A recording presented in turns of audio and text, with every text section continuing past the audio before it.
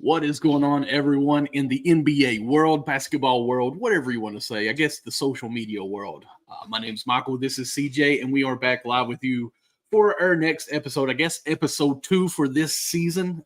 As far as our season, we don't really keep up with that, but it's just this season, 2025-26 season. Of course, we brought the week or the day right before the first opening week, opening game. We came out with some predictions and just basically trying to give our MVPs the whole 9 yards of that. So now we're a week in. We're going to be recapping basically 2 weeks because I had something come up earlier in the week, so we had to postpone it a little bit. So we previewed. Now we're going to recap, I guess, from where we got going on. And CJ, before we get into it, it's been a packed, as you can see from the headline, it's been a packed 2 weeks of a lot of things that went on. But before we jump into the NBA, how are you doing, my guy? What's going on, bro? Doing well. Just chilling Saturday vibes. Yeah, a lot to talk about in the NBA. Really good week for me. And like I said, really good week to start the season too. So excited. Got you. I got to ask, I have kids, but did you go trick-or-treating or anything? Like, what did we do yesterday? Yeah, just going to work, bro. Nothing really. Nah, it's not really my style. Maybe down the road. God willing, man, but right now, yeah, it's well, I'm going to go ahead and warn you guys, if I accidentally raise my hands up, just to let you all know, I've got some fake tattoos all over me, all the way up my arm, because I know you like wrestling a little bit. Well, Micah loves wrestling, so he wanted to go as Jey Uso for trick-or-treating, and so I went as, Kevin Owens, obviously. That's me pretty much. So yeah, he had a belt. Yeah. So he had a belt, and we got to do some trick or treating that way. Now, our church, we do a trunk or treat that way, safe trick or treating, and we did that on Wednesday. So we had all that stuff done, and my family didn't get to go trick or treating yesterday around the neighborhood because we messed up on the times. I had to pull a double shift. I worked from 7 to 9 yesterday, and then 7 to 4 today. But that's beside the point. We got to get some 2K in with that as well, but we're almost 3 minutes into this conversation, so let's just go ahead and jump into a topic here. And CJ, where do you want to start off first? Start with the big news in today's world of the NBA first week. Ja Morant suspended for one game. Yeah, you could say that. Drama, I guess. So it's breaking. Ja Morant has been suspended for one game for conduct detrimental to the team. The suspension comes as a result of the head coach, Tomas Isalo, challenging Morant's leadership and effort in a post-game exchange after Friday's loss to the Lakers, to which Morant responded in a tone deemed inappropriate, sources told Shams. So yeah, this really stems from the game yesterday, Lakers-Grizzlies. Luka Doncic's return after missing a few games. Started going off with crazy. He's leading the league in first quarter scoring right now in the NBA. Really started off hot while they were trying to figure it out. We'll kind of dive into that game a little bit later, but Ja Morant only had 8 points in the game last night in the loss. I think they only lost by a possession or so. They started to come back late. It's the head coach calling out the best player, saying that, your effort wasn't there. And so the Grizzlies felt like Ja's response to that should be resulted in the suspension. So I need to get some more details. It's kind of still just a report. It's still out. Just said it happened. We still don't know exactly what happened. Now, Ja Morant did have a post-game interview after the game, after the loss against the Lakers, where he was pretty much saying, ask the coaching staff, why I wasn't involved in the offense. Why did it take the head coach so long to put Ja in the game when it looked like they were starting to come back, or they needed that juice to get back in the game?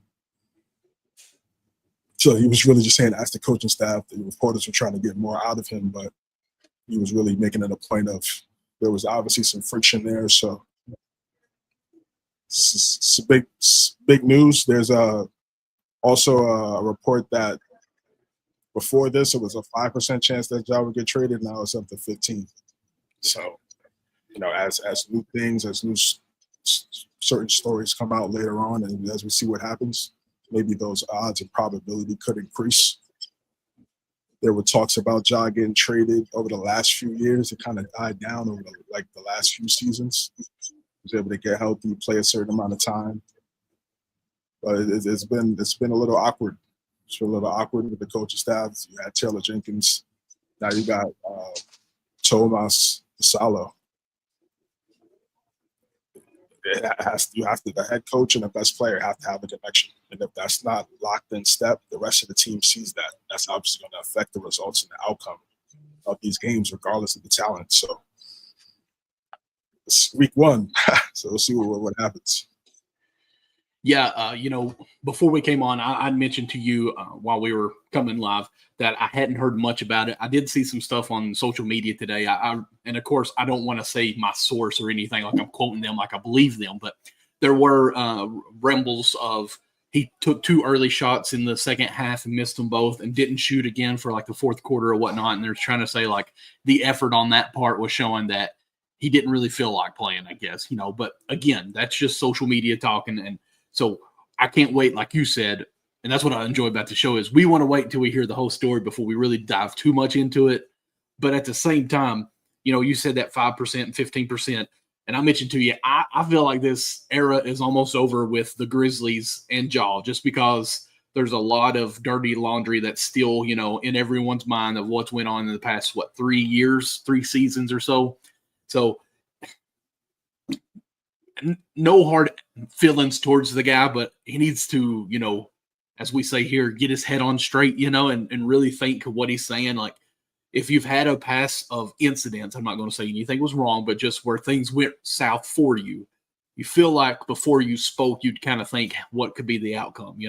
I guess living or walking on thin ice a little bit of what you're trying to say, just being mindful of that. That's what I'm trying to get out there. And so this happening, whatever, not really trying to have that conversation with the press is always, a bad look for the whole chemistry of the team. And I think you really hit the nail on the head saying that if the number one player and the head coach aren't together, everything usually crumbles with that organization. So we see it a lot where number one somehow has more power than the coach as far as pull in the front office, and the coaches are fired or, like we said, trade. So it'd be fun to see how this plays out, more or less like the drama of what we've got week 1 here.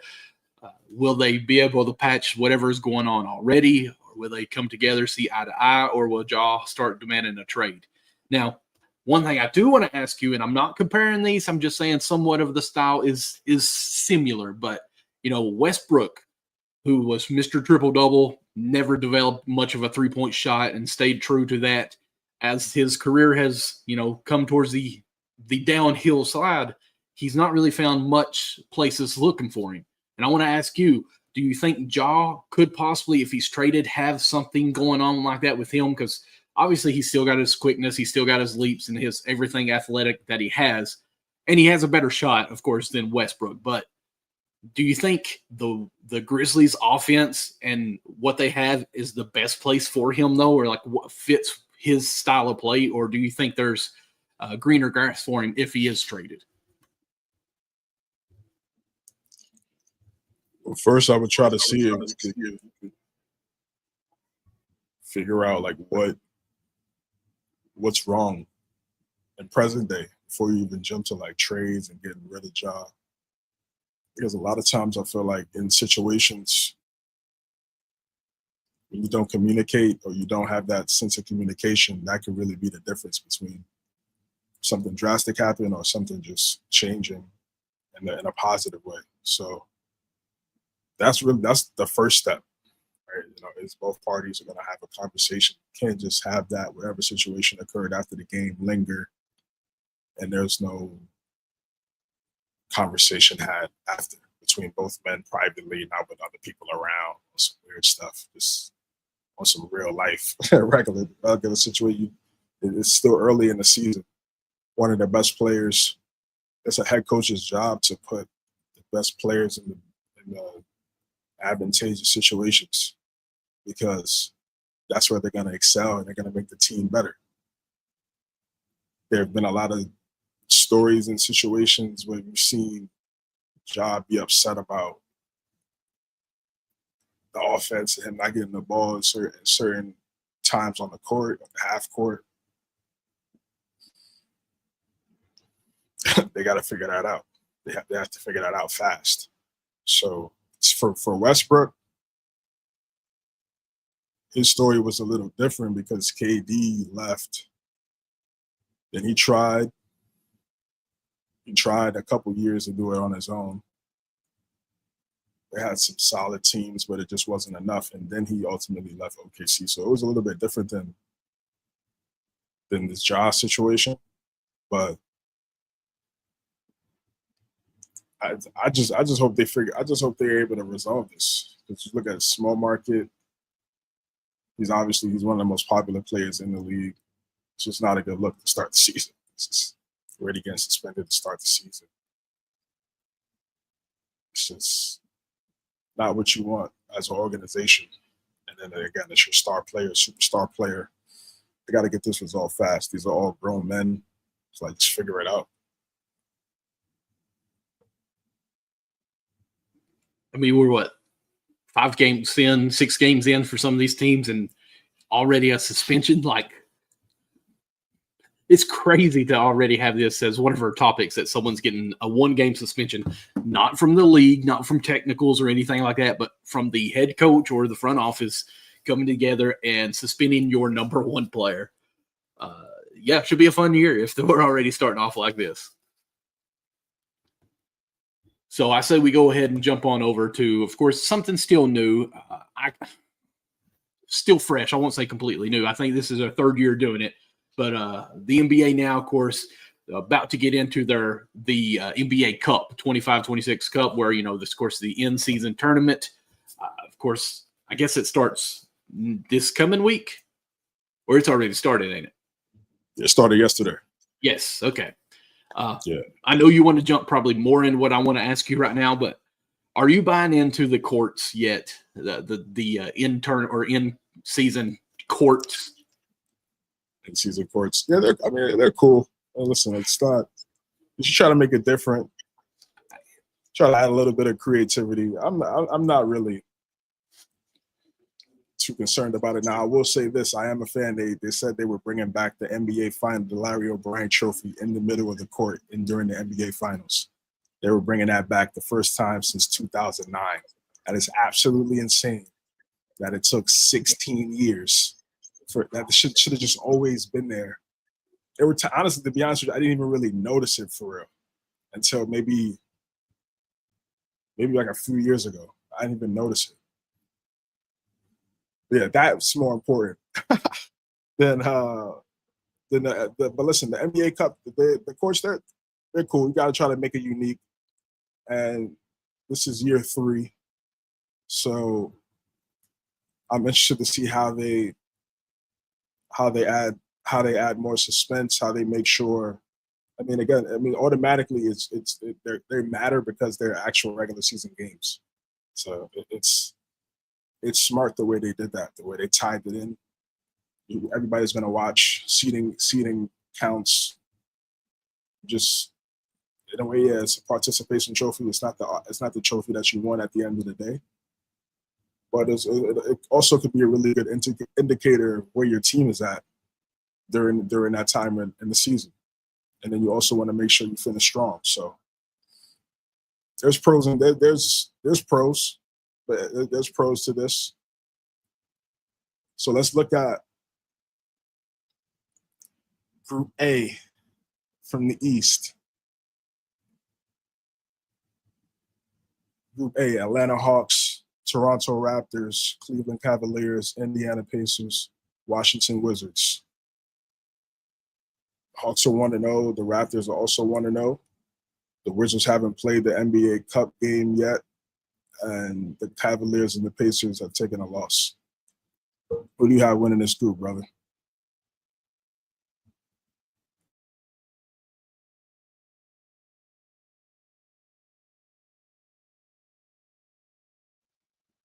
Yeah, you're muted, bro. You're good. I'm trying to get better on this mute. That way you don't hear my kids, because where we're at 8 o'clock, they're still a little noisy. So apologies there. I still have to go with Cavaliers, who I feel like obviously is going to be the number one pre-season for everyone. But, you know, the Raptors did beat them 112-101 at Cleveland. I still feel like the Cleveland offense isn't clicking completely yet. Donovan Mitchell in a couple of games has to do a lot. Mobley, I felt the game I did watch, is starting to pick up some of his superstardom, if you will. And I think that's going in the right direction for him. But I don't know. The offense has just not got there yet. I just feel like, let's see, where am I at? 112 points. That's kind of the new normal. But for a Cleveland defense that has really emphasized being on that defensive side for the past 3 or 4 years now, giving up a lot of those points to a Raptors team is a little sketchy for me as far as really buying into it. But obviously, we're 5 games in, so I'm not panicking or anything. But I'm being long-winded here, but I'm going to Cavaliers. And surprisingly, I think Hawks would be my second one I would go with.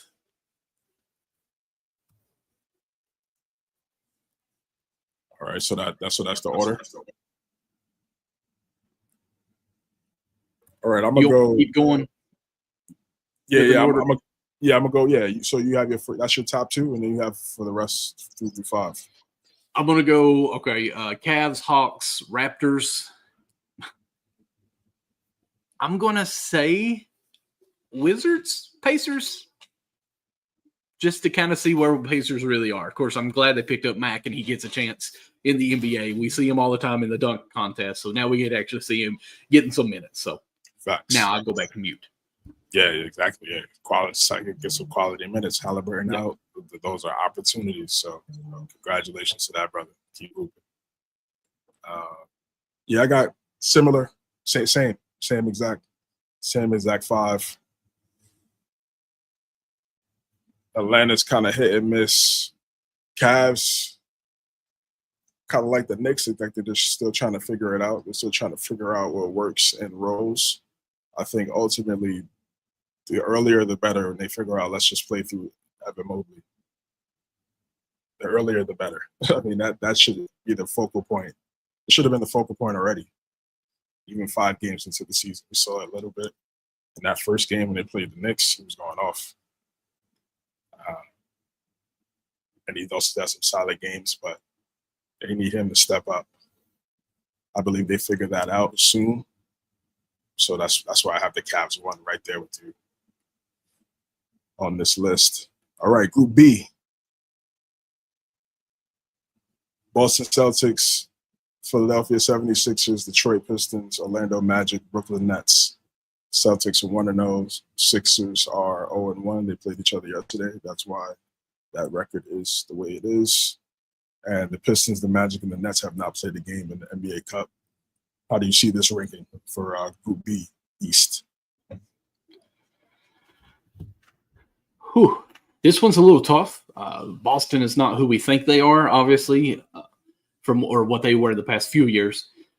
They still have some good players. Obviously, they beat the 76ers. 76ers are definitely one of the teams that always seems to way to be in the headlines, but doesn't do good. Orlando seems to be struggling a little bit this year so far. So Bane may not be the answer for them. We'll see how that kind of goes. And the Nets, are kind of that mediocre mid-range everywhere. So I'm going to probably maybe surprise you here, but I'm going to go Pistons, Magic. I'm going to go 76ers because I believe in Maxey, but then I'm going to go Celtics, Nets. I'm going to mute this because my kids are about to go to bed here and let you talk.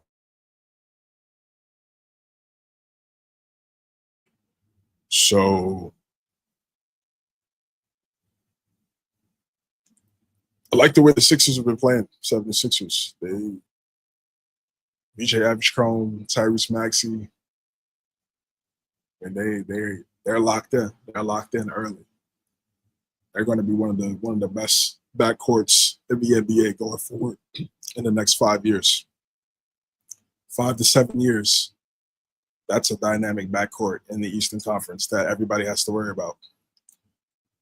Off rip, the way they attack the basket, it's their mindset that complements each other. They just want to win. and they're out there every single game. I think Maxey leads the league in minutes. So tough loss, and then they had Embiid as well in that game. Embiid just still trying to, just trying to figure it out. Like, I think just trying to really get into a rhythm and try to get in shape as the season starts, and then as you would hope, as the season goes on, he's more into the shape you would like heading into the postseason. Best case scenario. But for this group in the Cup, I'm gonna go Pistons. Yeah, let me go Pistons, Sixers, Celtics, Magic, and the Nets. Okay. All right. You got Celtics above Magic. And like I said, they are struggling right now, but okay. I like it. I ain't mad at that at all. I am glad that, of course, it's a topic we'll be getting onto later, but, how Maxey's playing right now. Woo! Going crazy. Yes, sir. Group C from the East, the last group, Chicago Bulls, New York Knicks, Milwaukee Bucks, Miami Heat, Charlotte Hornets. How do you have this ranked, bro? Well, I'm going to first say this. I have not watched the Knicks play this year, and I apologize. But I have been watching your X tweets, and you're making me a little worried about Cat a little bit here. But I'm sure you'll dive into that quite a bit here. So I was going to say Knicks, but if it's really that bad struggling, and the way the Bulls have been playing, let's be honest, they put a 135 on the Knicks. They're hot right now. I mean, of course, again, we're 2 weeks at the most in, but I'm still going to go with Giannis. Whatever team Giannis is on, just the desire that he has this year. So I'm going to go Bucks, Knicks, Bulls, Heat, Hornets.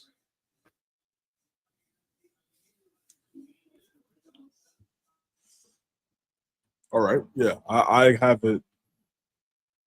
Bulls are undefeated. I got to give them their respect. They're playing great basketball right now. We'll talk about Chicago later, more in depth. Second, I have Milwaukee. Third, Knicks. Fourth, Miami, and then Charlotte at 5. How painful is that for you to say that the Knicks are in third in just this group when you had them, second overall by the end of the year? I wouldn't say painful, but I just think based on what I've seen, it's something I already know. It's something that was a possibility based on just their capability or just not being able to do certain things with Cat. And it's a new head coach. This is going to be rough for a little bit there, trying to figure out his schemes, whatever he wants to do, his defensive thoughts, or whatever he wants to do. So, and really, absolutely. And we'll get in probably this more, but I felt like the Knicks were really late in hiring a head coach too, which hurts that bond, that chemistry as well. Yeah, it could. Yeah, it definitely played a factor, but to me, I just feel like it's a mindset. When you step on the court, it doesn't matter who the coach is. It doesn't matter who the GM. It's what your innate ability when the basketball goes up, what it's time to do. And just from what I've seen from Cat, I just don't see that at the level of what his talent also shows. So it's just disappointing. I wouldn't say painful, more just it's tough. It's oh man, it's just sad, really. And these last 2 moves for the Knicks, really franchise altering moves. We trade 5 first-round picks for Mikal Bridges. I'm just not the biggest fan of that trade, And then I was in the camp of keeping Randall, running it back 1 more year with DiVincenzo.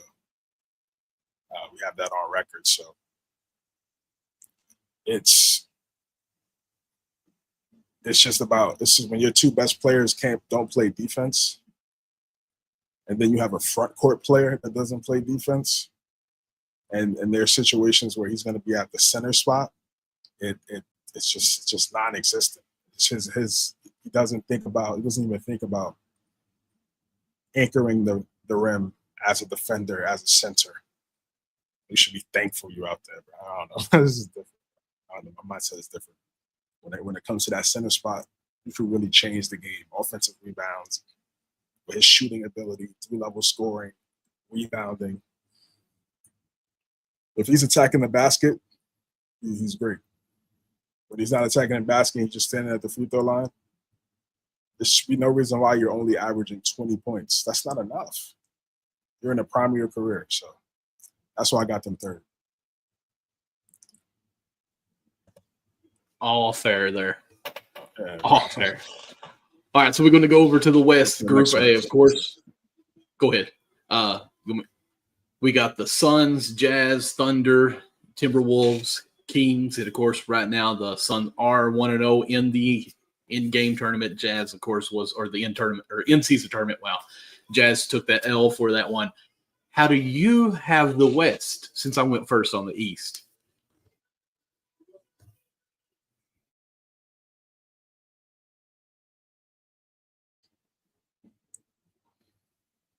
Well, Oklahoma City won.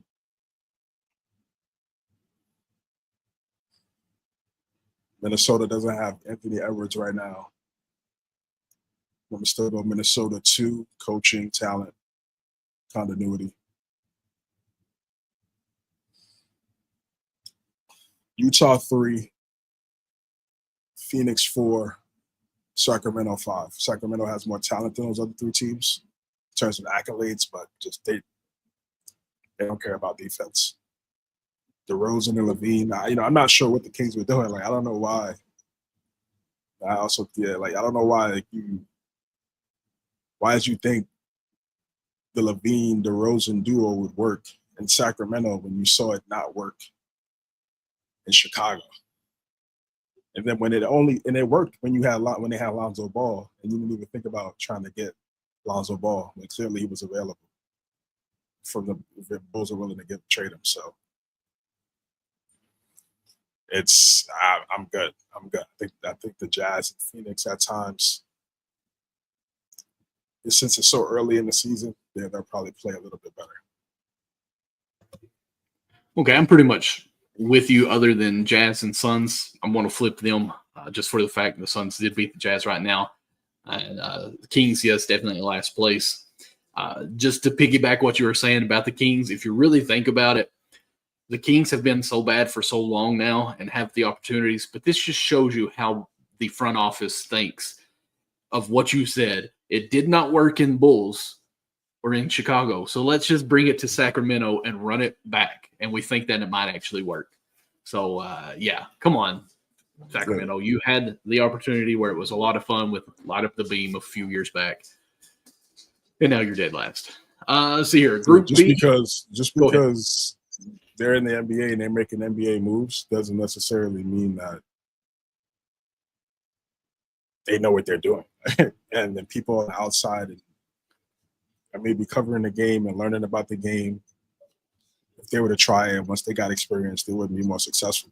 So from the Kings, what we've seen 2 decades of inconsistent franchise building. So, we're just not surprised.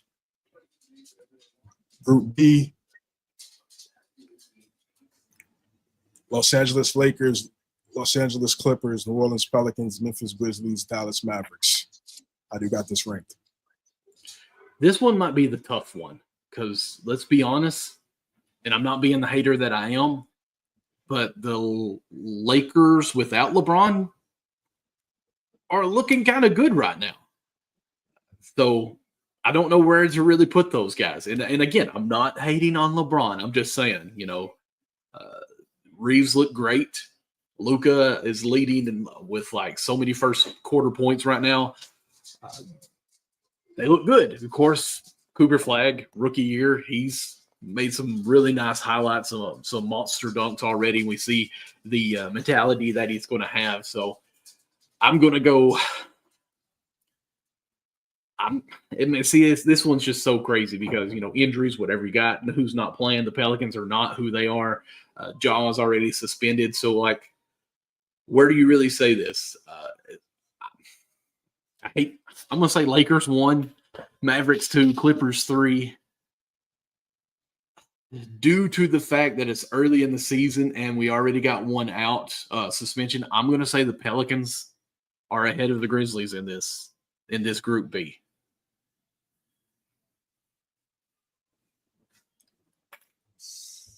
Wow. Lakers 1. Lucas is on a tear, bro. It's going crazy right now. Clippers 2. Clippers got a really good win yesterday against the Pelicans. They almost blew the lead. Kawhi had a game winner. They needed that win. It's a nice win for that crowd, for that for that fan base. Like they're in the new arena too. So that was great moments over there in your new home. So that's cool.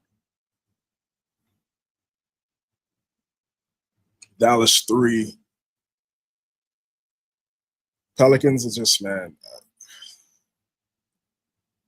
they have young talent, but they just don't mesh.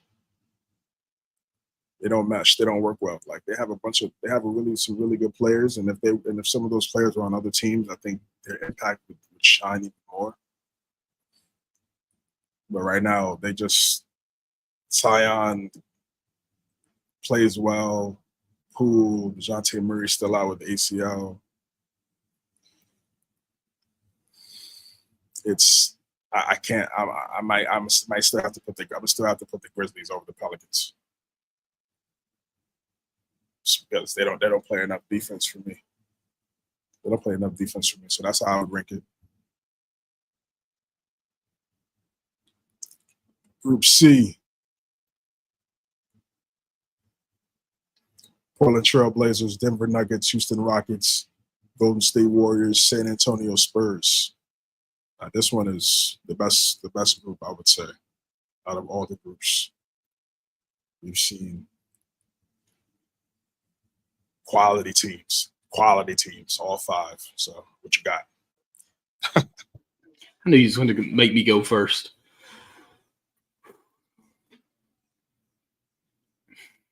Okay. The Spurs are 5-0. Wemby is looking great.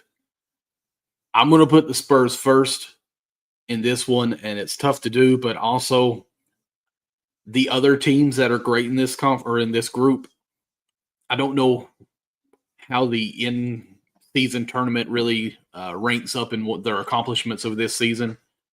So I'm going to go with a youthful Spurs who want to win everything that they can in this for number 1. I'm going to go with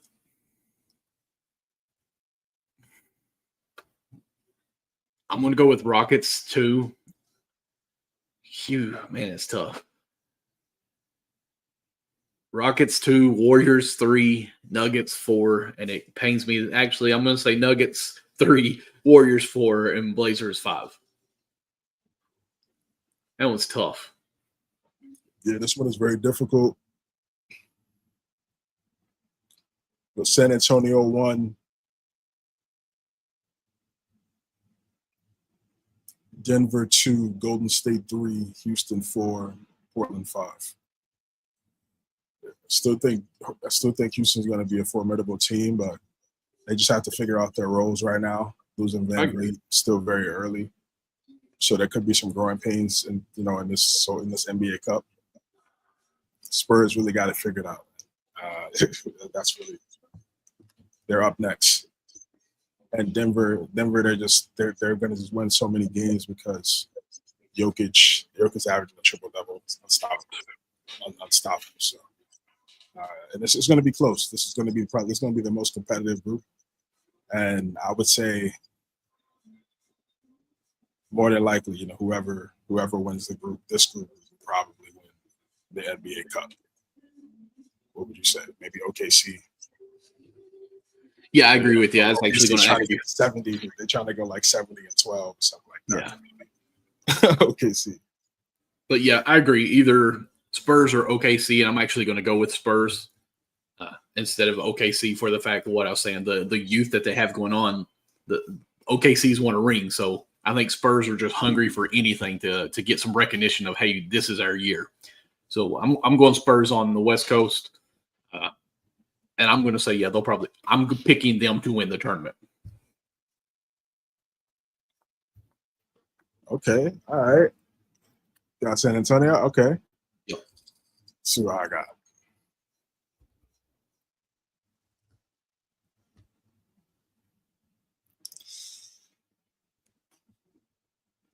East is really. Yeah, I still see it. I don't see anybody in. I don't see anybody in the East. I really don't. But anything can happen. Anything can happen. Teams get hot. Players get cold. I would like to see. I'm gonna go Oklahoma City, man. I think they're trying to do something historic again. So okay. I'm gonna go OKC. They're just so. The SGA just his will to win is on another level right now. I agree. It would be nice though to see a Wemby, Giannis in the in-season tournament for the Cup. That would be a lot of fun. If we could get one NBA Finals of Wemby, Giannis, that would do numbers. That would do numbers. Absolutely, astronomical numbers. NBA Finals, international numbers too. Yeah, for sure. So if we could get an in-season tournament of that, that'd be great. If we can get an NBA Finals, ooh. Back up a little bit now. Ooh. Hey, listen, it could be possible depending on what Giannis does in the next few months. Hey, you're right. Could be surprising though, but I will say this next topic that we're about to go is pretty surprising too. I have heard bits and pieces. I have not been in depth of what's went on in this situation, so I'm glad we're going to talk about it because all I ever hear is, oh man, the gambling scandal and whatnot's going on, and now you're hearing who was at the poker game and just kind of bits and pieces. So I'm ready to kind of chop this up with you and hear what we got going on with this. So take me, I guess, through. Here's what happened. Here's what they're accused of. So let's start with Chauncey Billups, Terry Rozier, the two active members of the NBA. And Chauncey Billups was coaching a game in Portland last night against the Timberwolves season opener in Portland. Terry Rozier was on the bench in Orlando for the Heat's season opener there. And then within hours this morning at 6 a.m. local time in both areas, in Portland, Oregon, and in Orlando, Florida, both were arrested, met in an Orlando hotel in Rozier's case, and in Chauncey Billups' home in Portland. They were both arrested.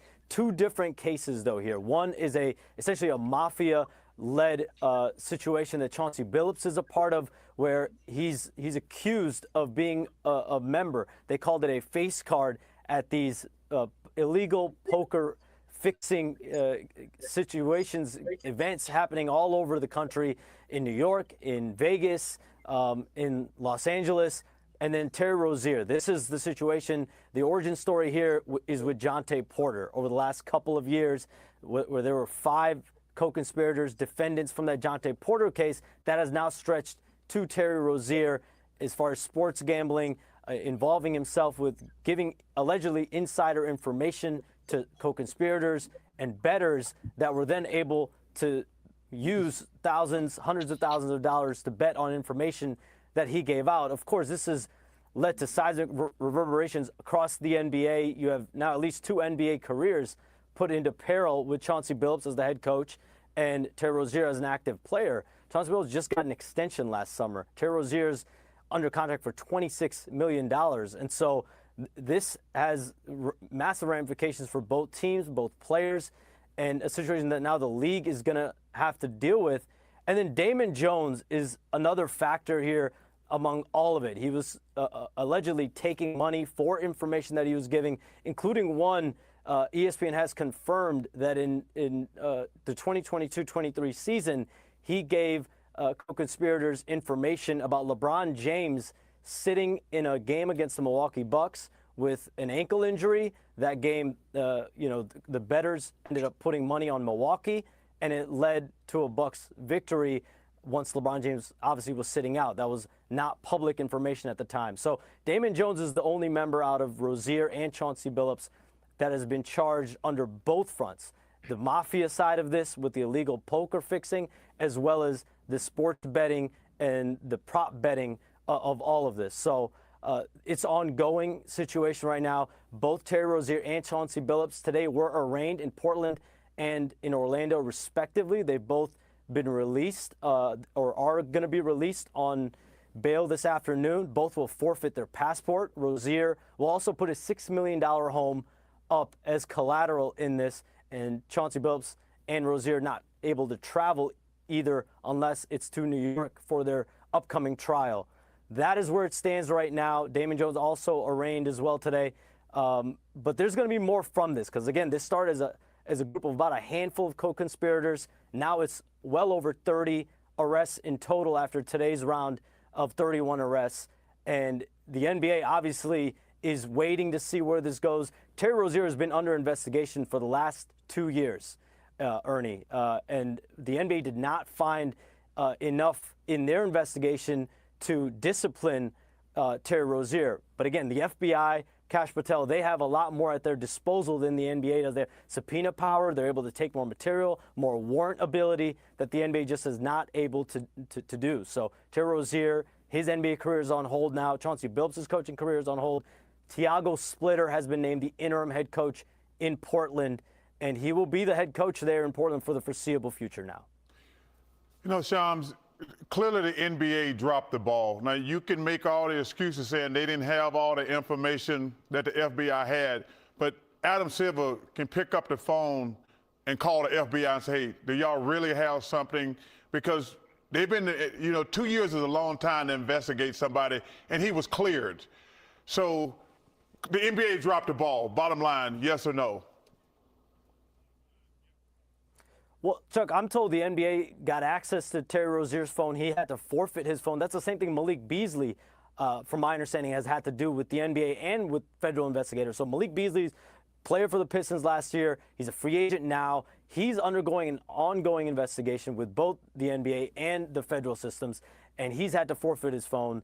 But he was not part of this round of arrests. Terry Rozier also did the same thing. He gave up his phone in 2023. But yeah, the NBA didn't find enough evidence there. But the FBI is under no jurisdiction to have to share their information with the NBA. Clearly, the way this was done by Kash Patel and federal investigators that started in the Eastern District of New York, this was done in a silo. This was done closed mouth between all those sides. And I don't know how much they were able to share or even shared with the NBA. Shams Charania, thank you so much for taking the time, and we'll see you on Inside the NBA later tonight with any update.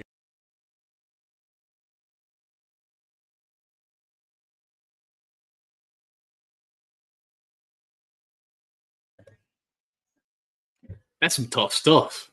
All right, man. So that's the full breakdown. After hearing everything from Sham's report, what's your reaction? Wow.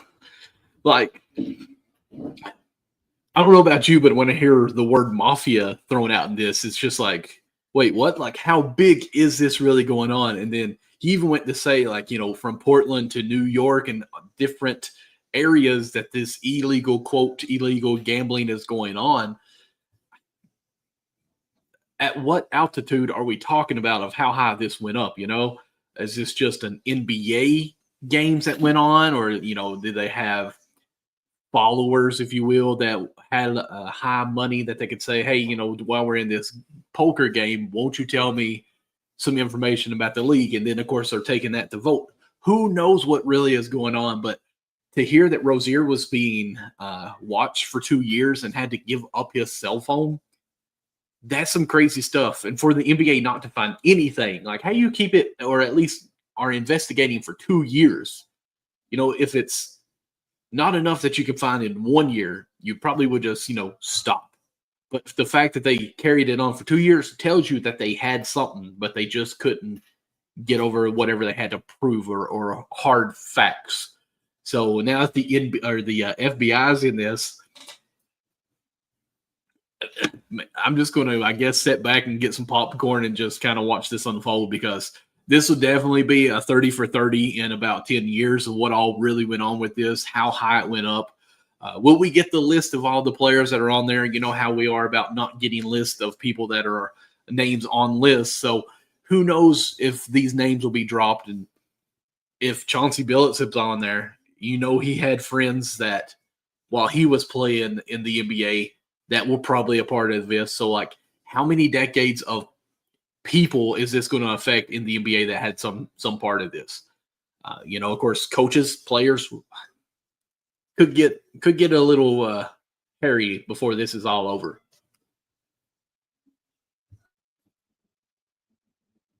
Once the NBA and all these major sports leagues, once they open the floodgates to gambling, and once they partner with all these sports books, FanDuel, DraftKings, you name it, name anyone. Everyone has one now. Everyone has a sports book. This was bound to happen. This was already happening, right? But just before they really popularized sports gambling, like we've seen over the last few years. Terry Rozier, Chauncey Billups, and this is a tweet from Shams. Miami Heat guard Terry Rozier and Portland Trailblazers coach Chauncey Billups will not be paid while on leave of absences from their team. Sources tell ESPN both of their paychecks are expected to be withheld and placed in escrow pending outcome of FBI cases. So it's like this is a big deal. This is a big deal for all parties involved. And I like how Shams really didn't really answer Chuck's question when he asked him if the NBA dropped the ball. He dodged that. He has to, because he has so many connections to the league. So he really can't give his opinion for real because of the sources that he has and how he does his job. But the answer is yes, they did. I'll answer the question. The answer is they did drop the ball for sure.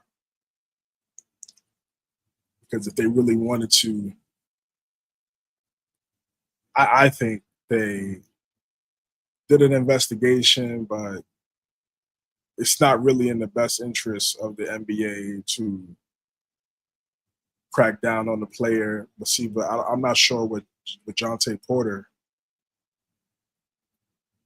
You know, his must have been so blatant. I don't know what the story was, but I don't know how they came to the conclusion that Rozier they didn't have anything for him, but they were able to find stuff for Porter. There's so many different details, and for the it's a private company, so they don't have to come out and make those documents and make those cases of how they found out data and information to find a result or punish these guys or penalize these guys. They don't have to come out with that type of things if they don't want to.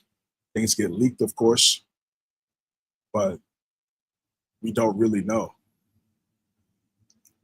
Now with the FBI, it's completely different. It's a different ballgame. It's like they're not playing around. And for Chauncey Billups, it's wow, man. You know, you were running these games with your friends there, and you know people that trust you, and they're willing to put their money and spend their money at your location where you're at. You're inviting them over, and they're spending however many dollars, and of course these are more than likely athletes, ex-athletes, whatever, executives, people that have money. So we don't know how many witnesses that could come from this and can speak like, yeah, I was at Chauncey Billups, one of Chauncey Billups games, and this is wild. This is wild. Of course, you're still innocent until proven guilty. That's how it works here in the States. But as it stands right now, it doesn't look good. It doesn't look good because once the FBI gets involved, that means they already have enough information to be able to come to your door. So this is why I don't gamble. I don't dive into that. Like I've tried it before, but it's not really something that like excites me, that I'm really invested in. And it's probably why I would probably never like partner with any like gambling sportsbook site, just because it sends a bad message For me, I just want people to watch the game because they truly like the game. When you have you're gonna have a group of fans. They're putting money on the game, and it could create a problem. Create issues. People go down a rabbit hole. All different types of things could come about when you dive into that type of world. So when you have people legitimately cheating, right, and taking people's money, they're thinking it's legit, and then you're running these things. When you have involved with the mafia, it's like, to me, that sounds like probably Billups was in debt or did something back in the day with the mafia or needed them for something, and he was. Once you're locked in with them, it's really tough to get out. Allegedly, that's what they all say. all these guys got stories, So maybe Adam Sandler's movie. What was it? The Gym. I think it was, where he had Kevin Garnett and all that, all those guys in there. Yes.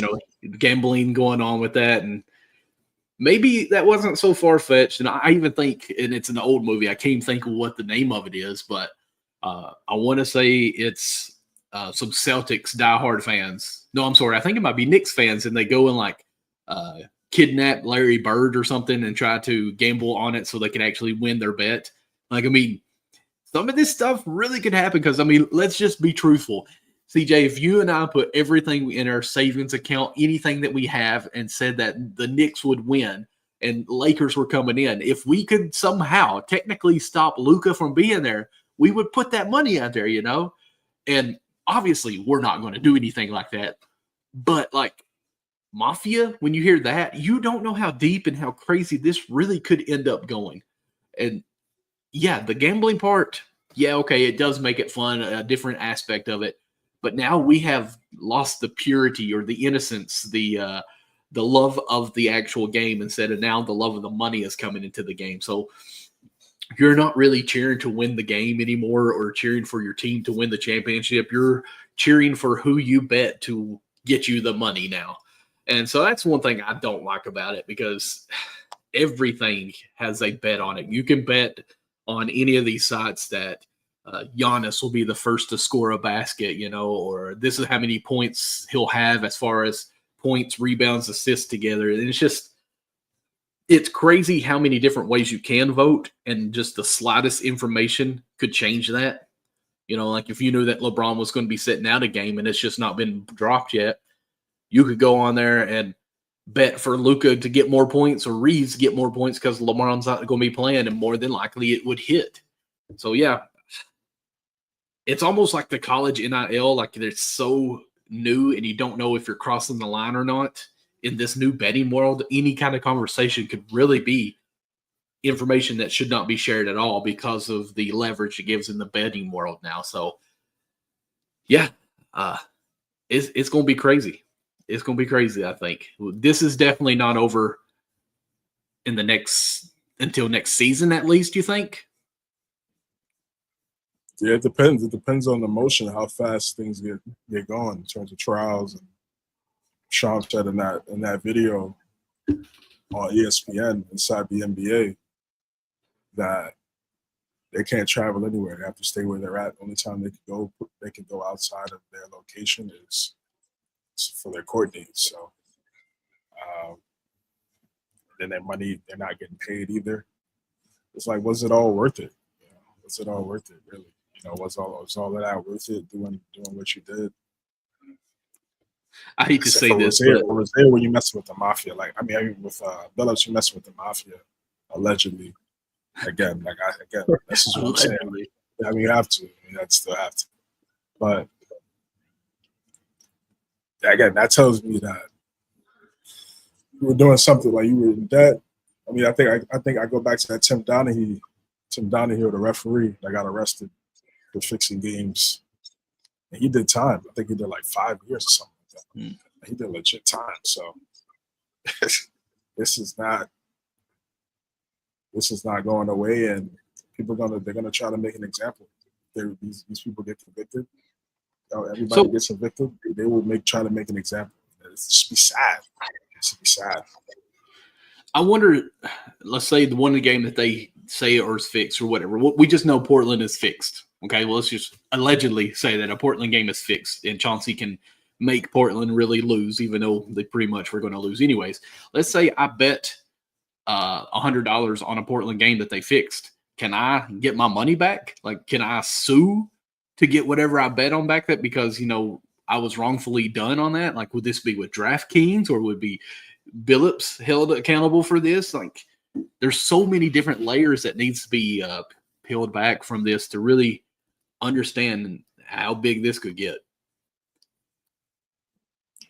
I mean, if you were smart, and again, I'm not in this industry, like I wouldn't even put anything down for the Blazers unless it was like unders or something Right. about them just automatically losing. So Yeah.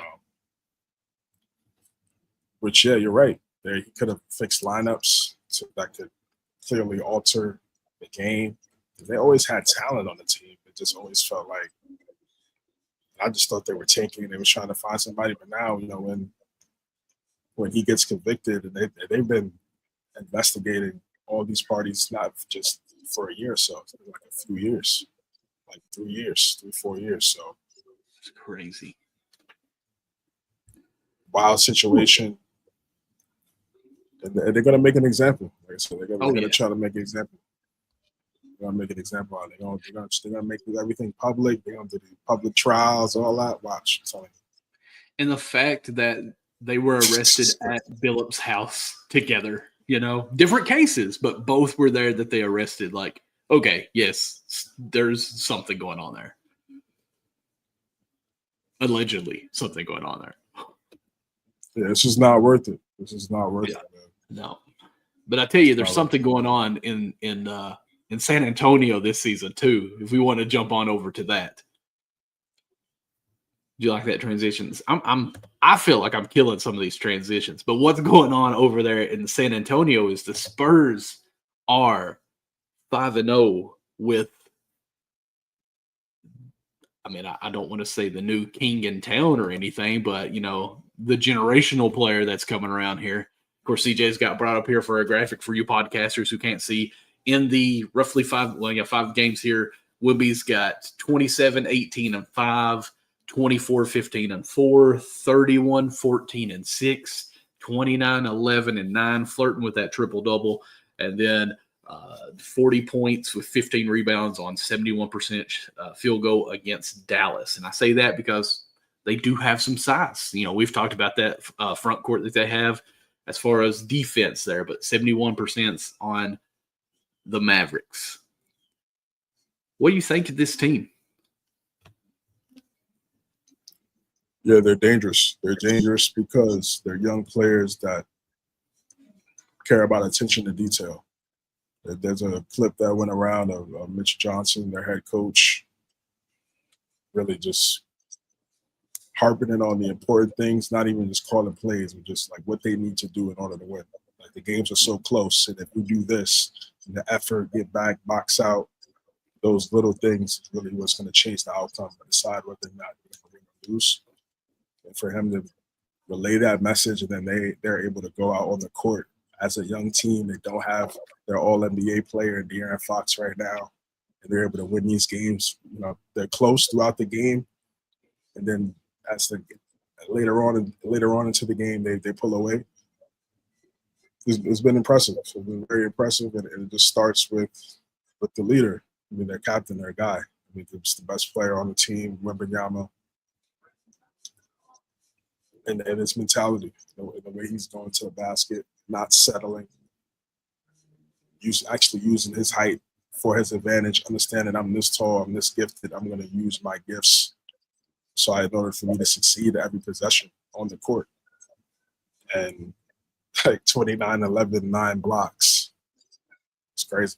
I truly believe, like, if he locked in, if he stays healthy, if he plays 82 games, say he plays 82 games for like 5 years, he stays healthy, right? I believe in if one of those 2 years, he could average a triple-double in blocks for a season. Because in that game against Miami, which was a really good game, entertaining game, went back and forth. Miami was playing well. Davion Mitchell at that point guard spot. He's a good player. He got the extension. I'm glad he was able to find his way, and now he went to the perfect team to be able to start, make an impact, grow, develop. Perfect team. So Miami, they're always going to be well coached. They're always going to be competitive. Spurs, Heat, classic rivalry, and it was close throughout the game. Bam was having a resurgence, averaging 23 so far in the first week. Wembanyama had 5 blocks in this game, and then all 5 of those blocks were in the fourth quarter. So just think about if he was getting a few more blocks in quarter 1 and 3. It's a triple double. So it's not just Victor Wembanyama either. You look at Stephon Castle, he's played great. His second year, people questioned the jump shot and the outside, the floor spacing. He seems to have improved on that. And it's going to be important because of the gravity that Victor draws when he's going to the paint. Everybody has to worry about that. He's attacking the basket also. Their defense, Vassell's a shooter. Dylan Harper coming off the bench as a rookie, really having an NBA game out the gate in year 1. Father was a great player, Ron Harper, one of the best starters on multiple championship teams throughout his career. So he was ready from the jump. So this is just a well-coached team. They have young talent, and they want to win. They're not just, young, and then we'll figure it out 5 years from now. Let's figure it out right now. And it just makes the West even more competitive than what it is. You just hope for the league's sake, all the fans just hope Wembanyama stays healthy. He stays healthy, he has a long career, he's going to be the face of the NBA. No question, because he's someone we've never seen before.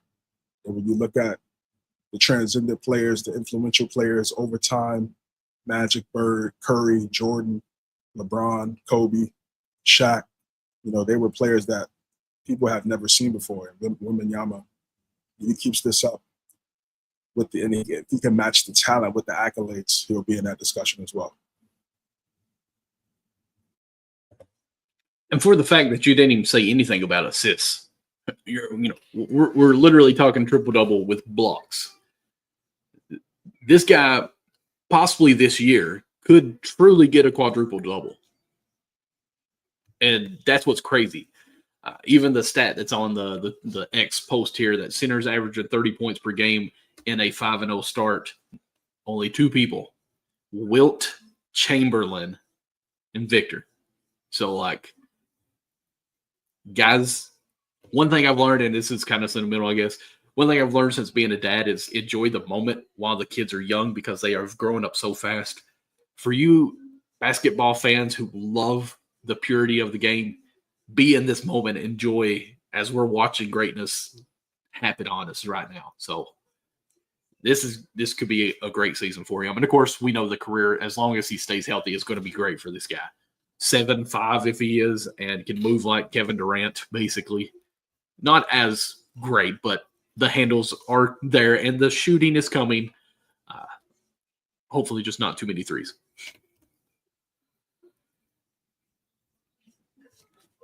Yeah, it's just longevity. It's the longevity game at this point, because now we already see that he has the potential to be one of the greatest players we've ever seen, no doubt.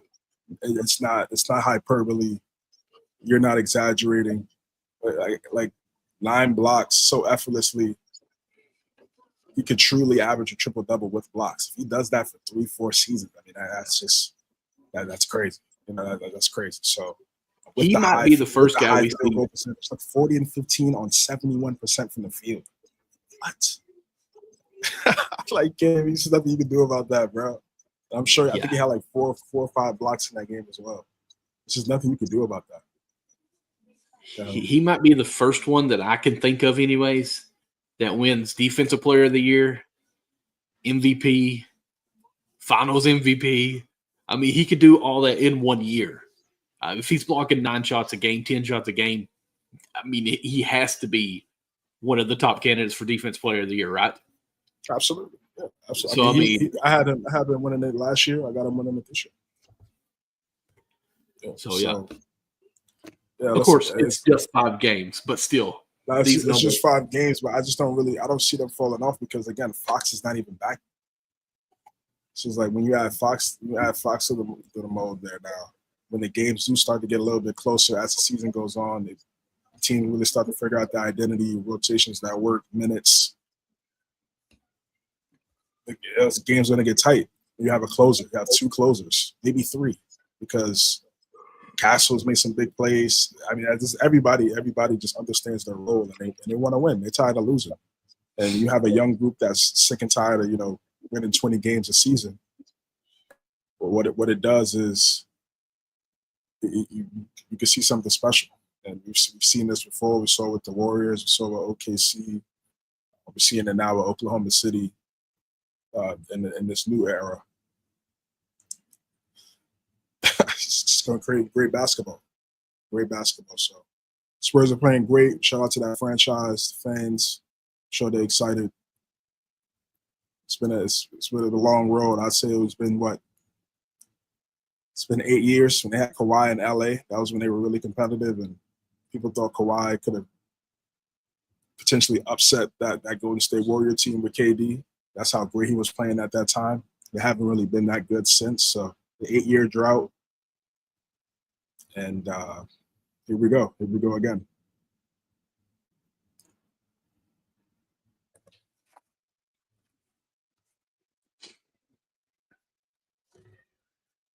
CJ, I hate to ask this or to drop this on you live while we're doing this. My brother has called me twice, and I've hung up on him twice here, and I asked him what's going on. Apparently, we got a fire alarm going off at our church, and we don't know what's going on. I kind of possibly need to hop off of here. Oh, yeah, you good, bro? Yeah, okay. It's all good. Yeah. All right, so I may be back. I may not, but I'll be back fast as I can, okay? All right, brother. Hope everything works out. Hope everything is good, bro. All right, thanks. All right, so could Austin Reaves be a number 1 option? Luka Doncic drops 44 and Lakers return. We got the graphic up here. Most 40-point games this season. Luka has 3, Reaves has 2, Maxey has 2. All three have been playing really well in this first week. AR was 51, 9, and 11. That game against the Kings. Had another great game in Minnesota. Hit the game winner, floater, splitting the double team between McDaniels and Rudy Gobert. Nice shot over DiVincenzo. He's playing different, trying to get that bag. The extension's on the way, I believe. $30 million a year, $30 million a year, 30 maybe plus. I think ultimately for Reaves, it's just about, can his game translate in the postseason? He's going to have to step up in the postseason because we already know Luka's game translate in the postseason. He takes it to another level. Sometimes the shooting splits could be a little bit better, especially from the field, also from the 3. But for the most part, you know what you're going to get from Luka every single night. Reaves in the playoffs, he needs to match that level to what he does in the regular season. He's able to do that. They're going to be one of the most dynamic backcourts for the future, for the next 5 to 7 years. They're around the same age. I think Reaves is 1 year older than Luka. It's a wrap. It's a wrap. And the best part about this backcourt is their playmaking ability. And they get both. They get everyone involved. Like for Doncic, he just makes it so much easier for the centers. All they really need to do to build around him is just get athletic, defensive-minded centers.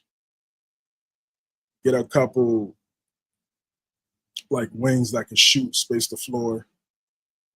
And get some smart, high IQ defenders to put around him and Reaves. But at the center spot, Ayton, this is for Ayton. It's like, brother, like, it's just no way. There's no way you could fail in this situation in LA. Impossible. it's just impossible that you're gonna fail. Like, you have one of the greatest passers of all time, and then Reaves is one of the best passers in the league as well.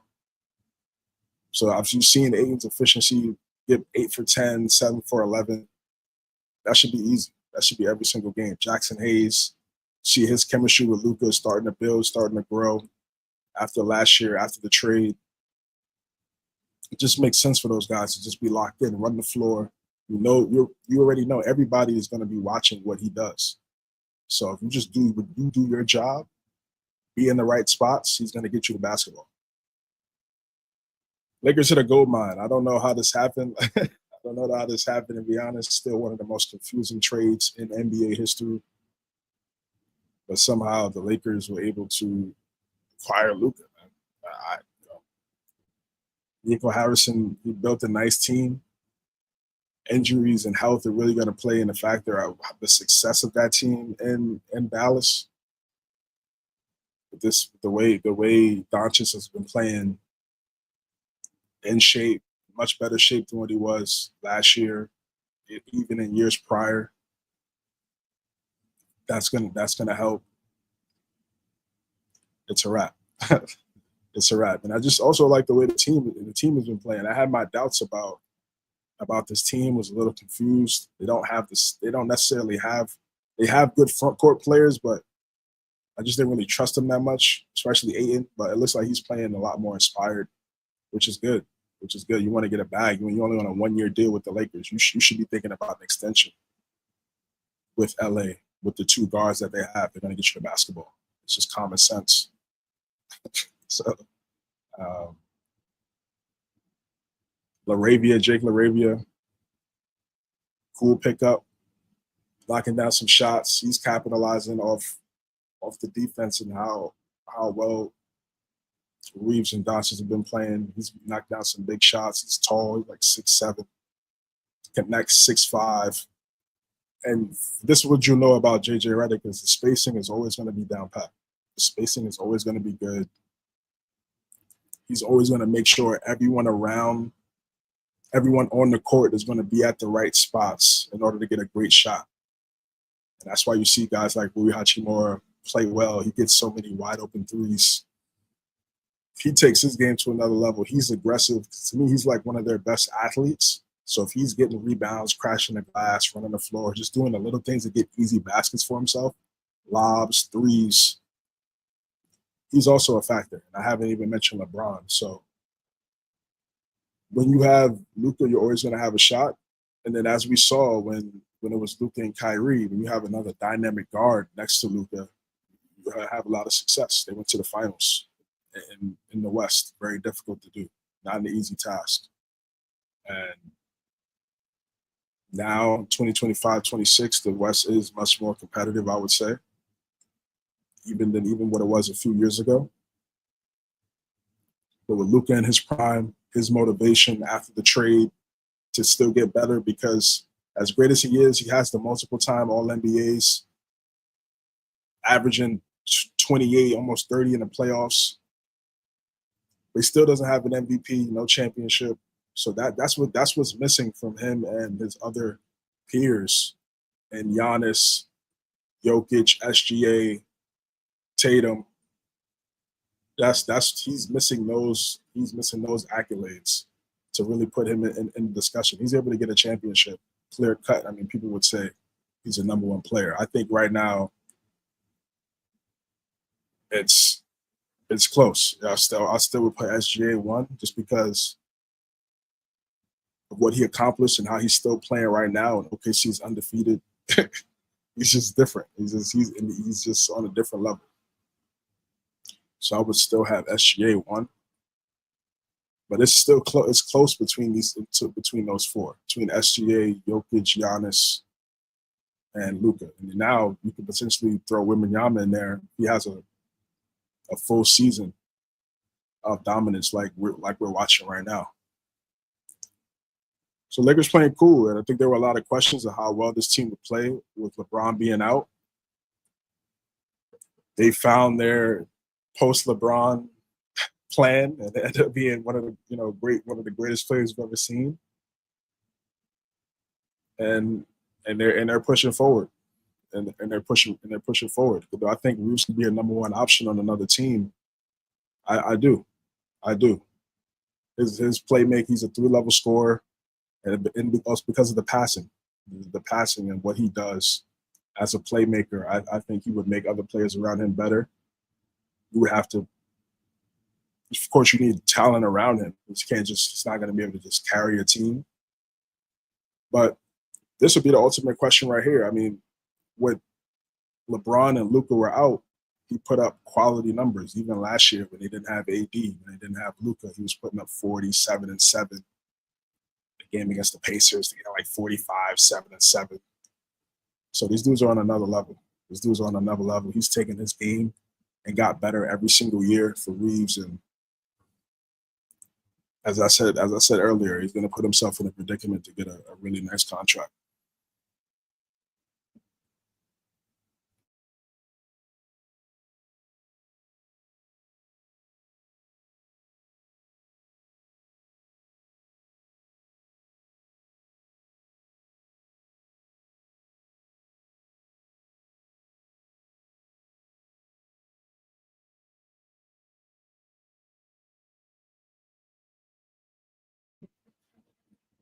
All right, Bucks start the season strong.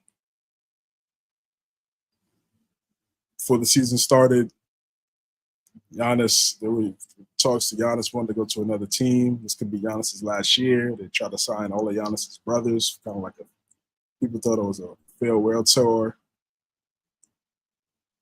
It's just not his mindset. That's not how he sees things. They've been playing great. They've been playing great basketball right now. They got a big win against the Golden State Warriors the other night without Giannis. Ryan Rollins had a big game. I picked him for MVP. I just thought that with all the talk and the outside noise, I just feel like he was going to go out there and really try to make a statement. And you see the numbers here: 37, 14, and 5, 31, 20, and 7, 40, 14, and 9. 37, 8, and 7. There's really no one in the league. The only person that could go vertical and try to stop him would be Wembanyama. That's it. It's the only player in the league. Walker Kessler, Mitchell Robinson, some of these other, good rim protect, Rudy Gobert. It could be they'll make it interesting. But ultimately, if there was anybody in the NBA that you would rather have contested Giannis in the paint, I'll probably use a little bit of my bias too. I've seen OG Anunoby play some good defense on Giannis, but more than likely would be Wembanyama. But so just one guy, just one guy, maybe. And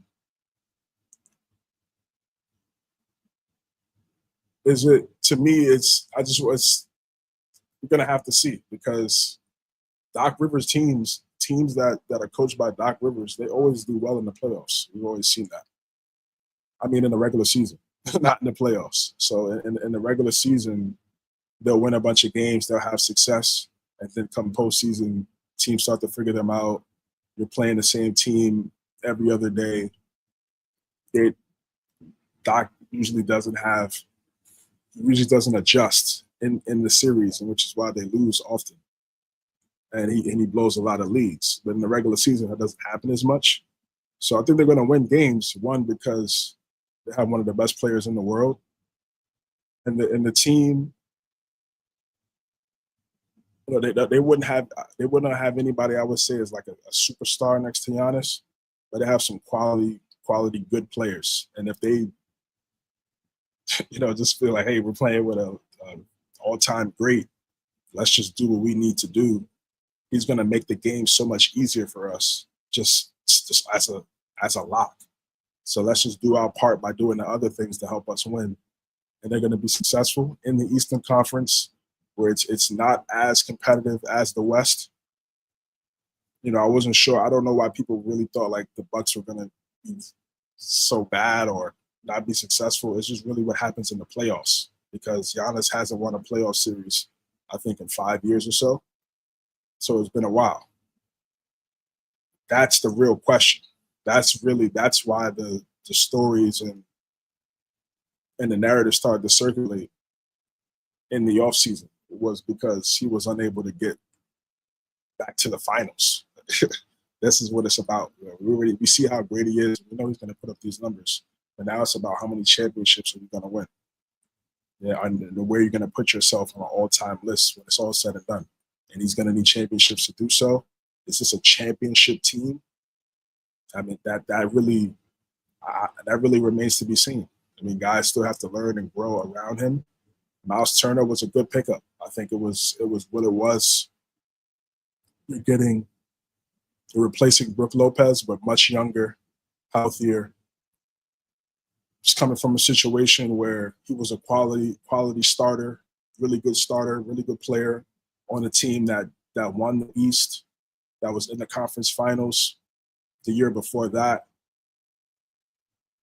beat the Bucks. So then doesn't really have a fear or scared of the moment, plays well at times. You would like to see Miles Turner be a little bit more of a rebounder.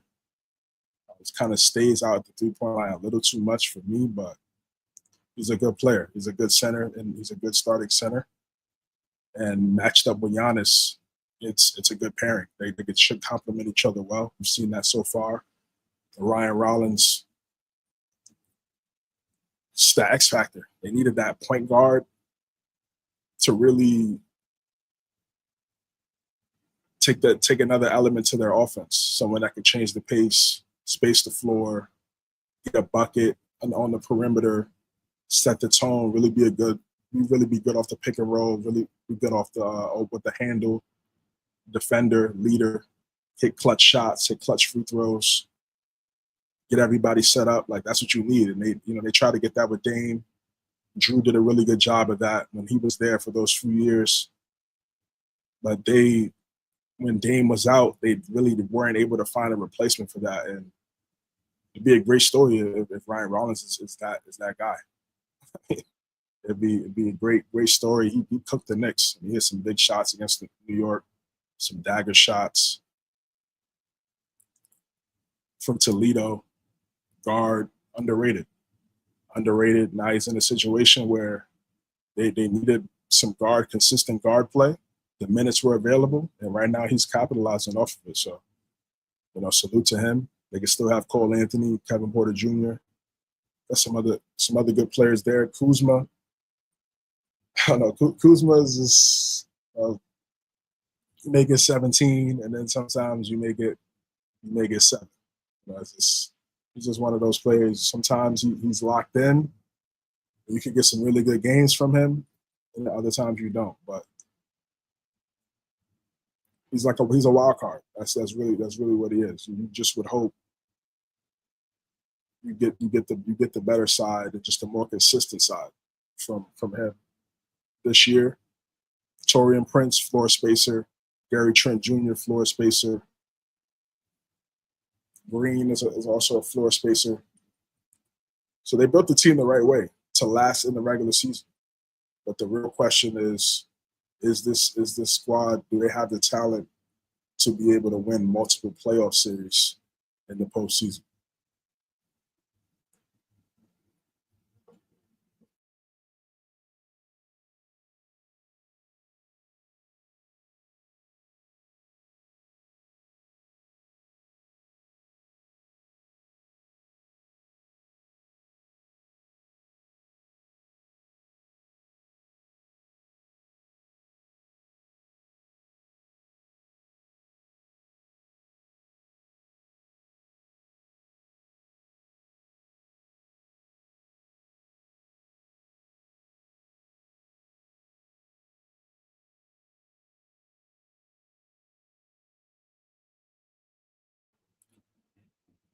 Tyrese Maxey is the number one guy in Philadelphia. It's just his mindset. I'm really been impressed with his mindset going into this year. We're not just, that's last year was last year. This is different. Coming out here, we're trying to win these games, making a statement with the 40 ball, the first game of the season, and then just from there, it's just been incredible. 35 in the last 5 games. Just quickness, ability to get to the basket, really good 3-level score. The defense has improved. The playmaking, to me, is what I've been impressed with. 9 assists, 10, 14, and even in a loss. This is what they need. This is what they needed. And now when you have VJ Edgecombe, who also has an NBA game instilled and installed in him already as a young player, he's gonna get to his spots sooner than expected.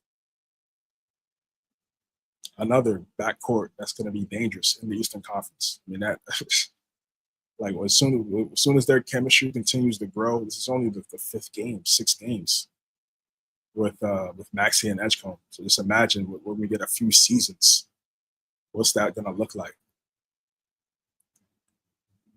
And the mentality of the rest of the team too. It's like, yeah, we know Embiid he's out there, he's playing. Of course, you would like him to, play a little, play more, but he's still trying to figure out injury, get healthy, get in shape. More than likely, he was rehabbing in the off season. So the first few games of the season, 20 games or so, is him trying to get in shape, trying to really get ready. Best case scenario would be after All-Star break, try to ramp it up minutes-wise and then try to make a push. But Daryl Morey, I've criticized him, but he's done a really good job. Did a good job. Ian Grimes has played well in Philadelphia, some really good games, even already this season, 25-point game. Edgecombe, Kelly Oubre, good starter. Paul George is not back yet. Bona at the 5, Drummond at the 5. To fill those minutes when Embiid is either not there or not playing a lot. Got a nice team. Nick Nurse, championship head coach. It's just really about health. That's really what it's all about when it comes to the Sixers. And the way Maxey is playing, trying to easily going to be an all-star for sure. If you're going to be an all-star, but now it's just about being a leader, being the number 1 guy. It's going to come with a lot of expectations, and to me, the way he's played so far this year is showing me that he's ready for that. Took a few years. They had Harden there. It was Embiid. So many different factors, but it's clear cut. This is who we need to build around. Yes, of course, best case scenario is Embiid is healthy. There were some people talking about potentially trading Embiid. Doesn't really make sense to me to trade Embiid. You just have to manage Embiid season by season because the knee. I just think that knee, man. I think that knee is a shot. You really just have to hope for a certain amount of games to get from Embiid, and then with the postseason, try to get the 60 with the postseason. That's best case scenario. But they got some young players that can step up and play well in the regular season. So as he's trying to get right and trying to get ready, you can still win these games, and they're still really well coached. He's a beast. He's a beast, and one of these Kentucky guards have had a lot of success over the last decade, transitioning from college to the NBA, and he's just on that list. He's going to be one of those greats.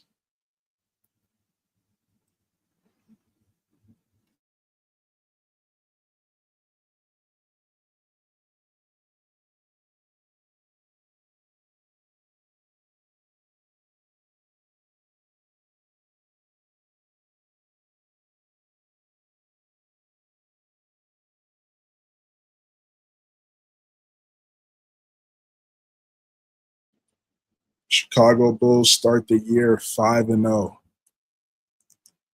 Big win last night in the NBA Cup against the New York Knicks, 135-125. They put up 135 on the Knicks in a regulation game.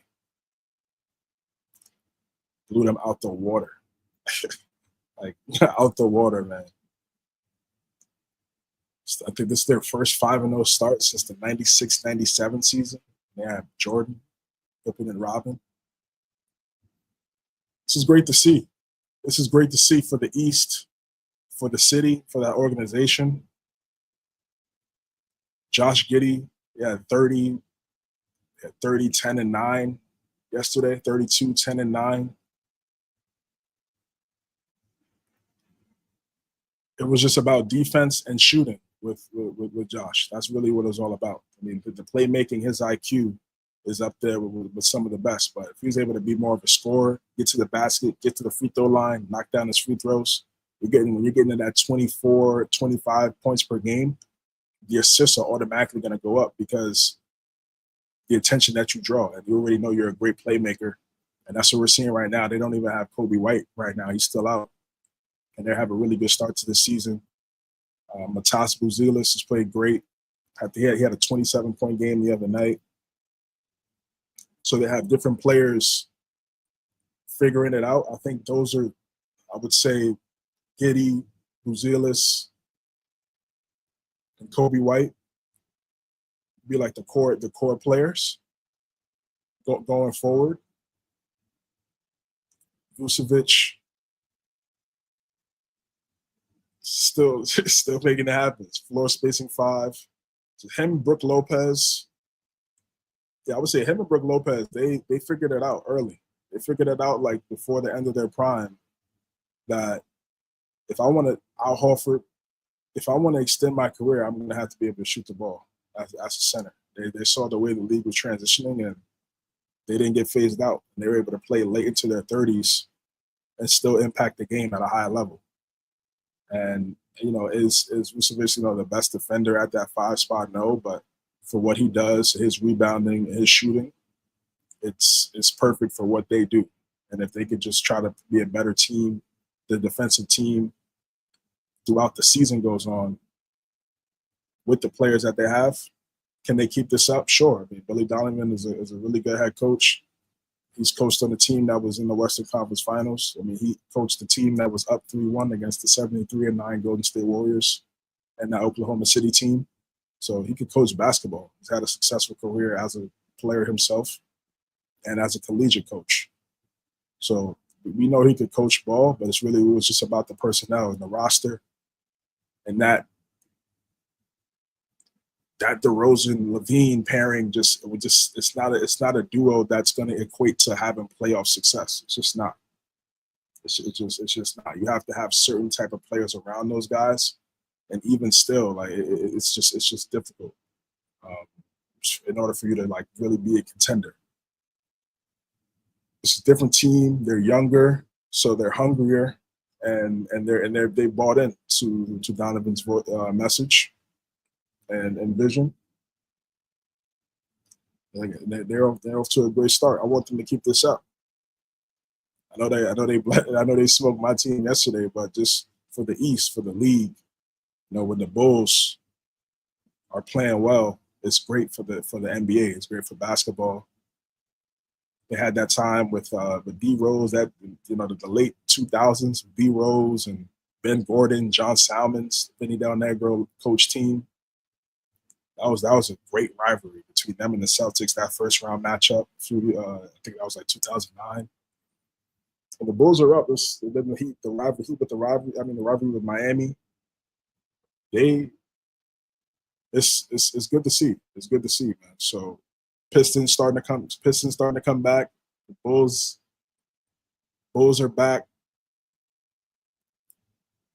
It's taking a while for the East to get there, but I think in a few years, I don't think they'll be up there with the West, but it could get closer. It could get closer from the talent gap, and this is a really good start. And like I said, I like to see this from a team like Chicago, they've had success here and there. They've had some okay seasons, but ultimately, I feel like the fans knew what the end was going to look like. Now with this type of team and how these guys are playing, you really don't know what the limit is and how great this team could be. So I think the fans are excited about that. And again, the league just needs to continue to promote that. Appreciate you guys sticking with us.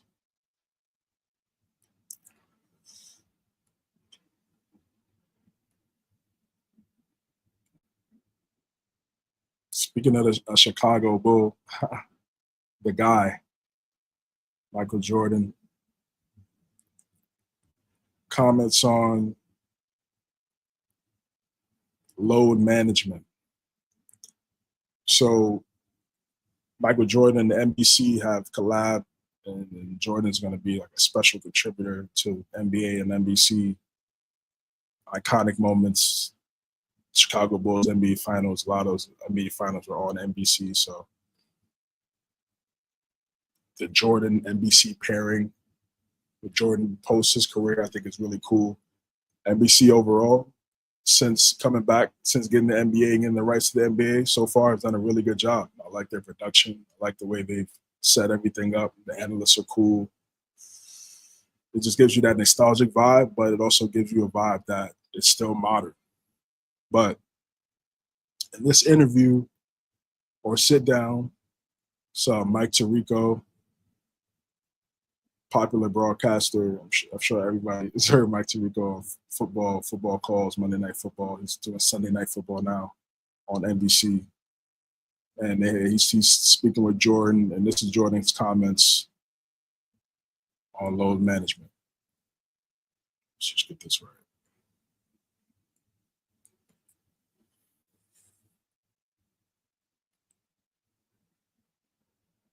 The term load management has become such a hot button in the NBA. I knew you were going to talk about that one. Because you played 80 games a lot. You played 82. What do you think of when you hear the term load management thrown around? It shouldn't be needed, first and foremost. You know, I never wanted to miss a game because it was an opportunity to prove. It was something that I felt like, you know, the fans are there to watch me play. I want to impress that guy way up on top who probably worked his ass off to get a ticket or to get money to buy the ticket. You really cared about the guy who sat in the top deck at the Palace in Auburn Hills to watch you when you came to Detroit? Yeah, because I know he's probably yelling at me, and I want to shut him up. You know, he's calling me all kinds of names. I definitely want to shut him up. Right. You have a duty that if they're wanting to see you, and as an entertainer, I want to show, right? So if the guys are coming to watch me play, I don't want to miss that opportunity. Now, physically, if I can't do it, then I can't do it. But physically, if I can do it, and I just don't feel like doing it, that's a whole different lens. So give me the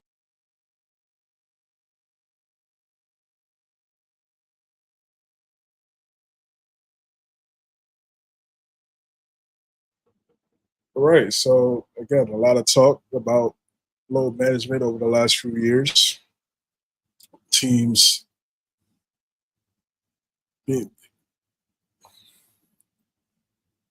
pretty much sitting guys, sitting players.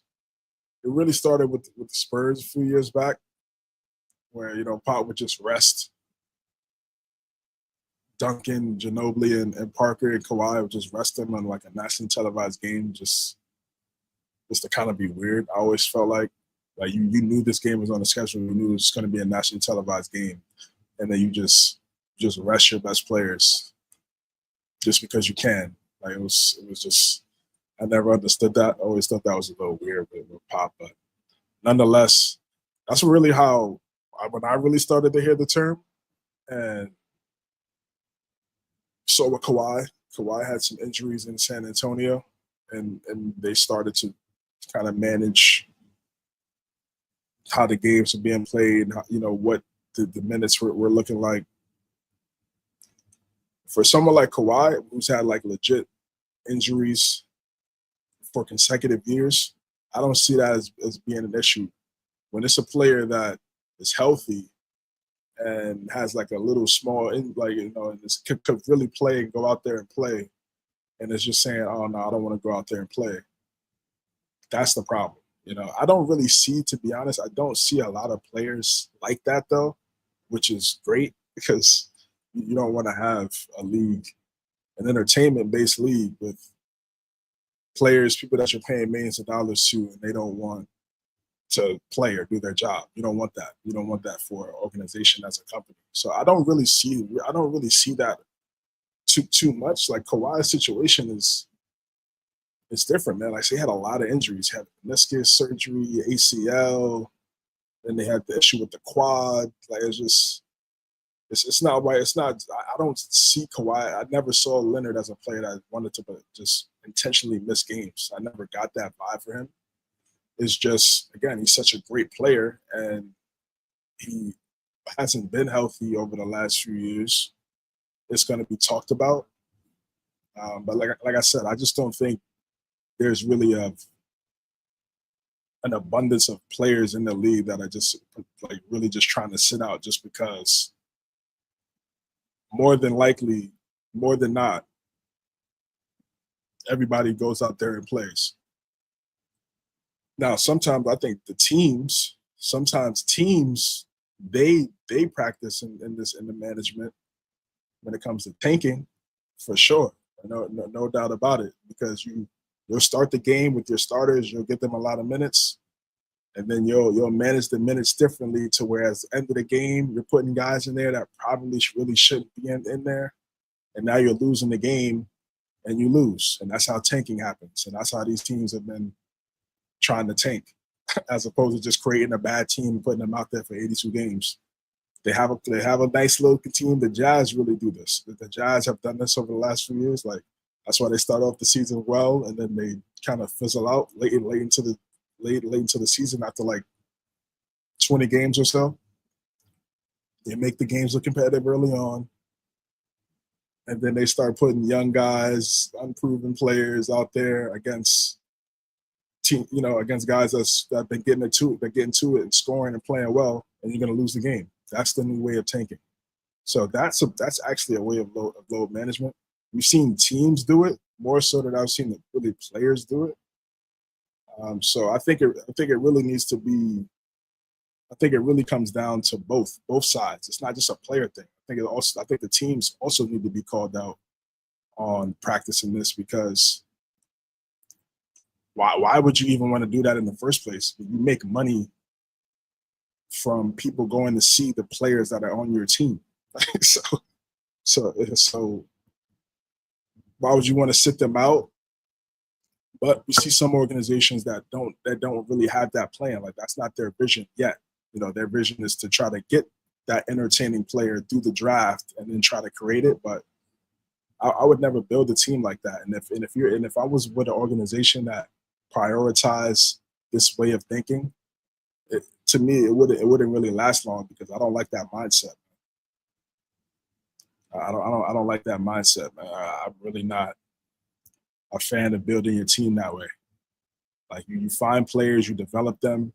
You got to find certain young players with the right mindset. Find someone, hopefully, that wants to take that mantle and want to be the guy, and then everyone else follows. It makes it easier. But when you're getting the players and starters that are going into business for themselves, it could fall into that gambling situation like what me and Michael talked about earlier. But more in terms of like a moral standpoint, like a hoop moral standpoint, you're just, I don't want to play today. I'm good. You get 4 games a week, usually. Just imagine everybody like watching this. You saying I'm only going to work 2 days out of the 5 days just because. Like, you're gonna lose fans like that. Lose fans. This is how you lose fans. So this should never be at the forefront of any team's thinking ever. Now, again, as I said, there already is some teams that think like this, but this shouldn't be the norm at all. And as long as this is not a normal thing amongst the league and across the league from different teams, I'm cool with it. Like, once it gets to that point, then again, the NBA is going to suffer, because you're going to lose fans, and a lot of those fans pay a lot of money to watch the games. And if they pay money to watch the games and they're going to a game and they're expecting to see this player the whole day, there's nothing about them being on the injury report or anything like that, and then right before the game starts, they're on the injury report and can't play. It's not a good look, bro. You're going to lose people. You're going to lose people that support the team. So this should be avoided at all costs, like 100%.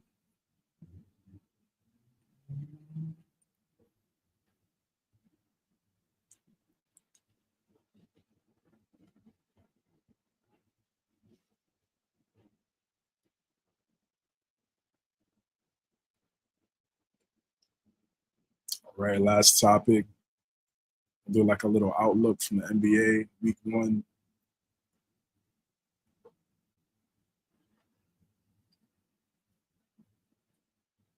And in the East, talked about the Bulls and really the great start that they've had. Same thing for Philadelphia, Milwaukee. Miami's 3-2. They got a nice win against the Knicks a few days ago. Pistons, Celtics. Celtics 3-3. Struggled a little bit to start the year, but they figured it out so far. Jaylen Brown, back-to-back great games, and those victories. Seeing them with the top 6 is good. It's a good look. It's going to be close. It's going to be all of these teams from 1 through 9. I'd say 1 through 9 are going to be in the mix here. The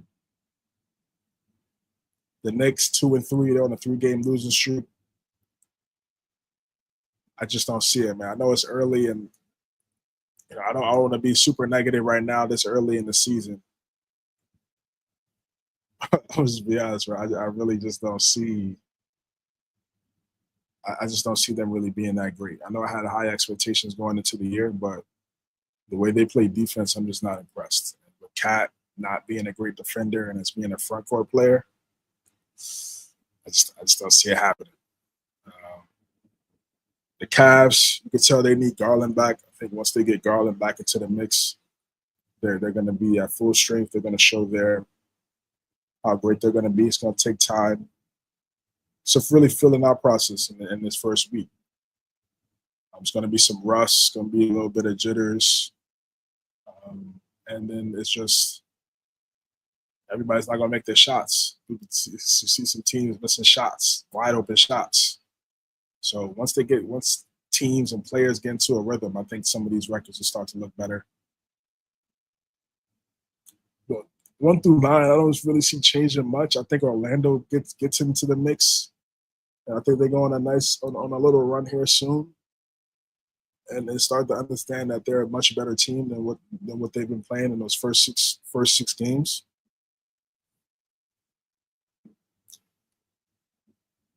Hornets, I just don't see it, guys. I'm sorry. I know LaMelo, he's talented, but I don't really see them being a playing team. I don't see it happening.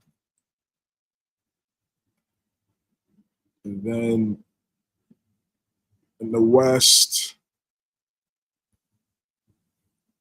OKC, Spurs, Golden State, Trailblazers, Lakers, Nuggets. And then 7 through 10 is the Clippers, Grizzlies, Rockets, and the Jazz.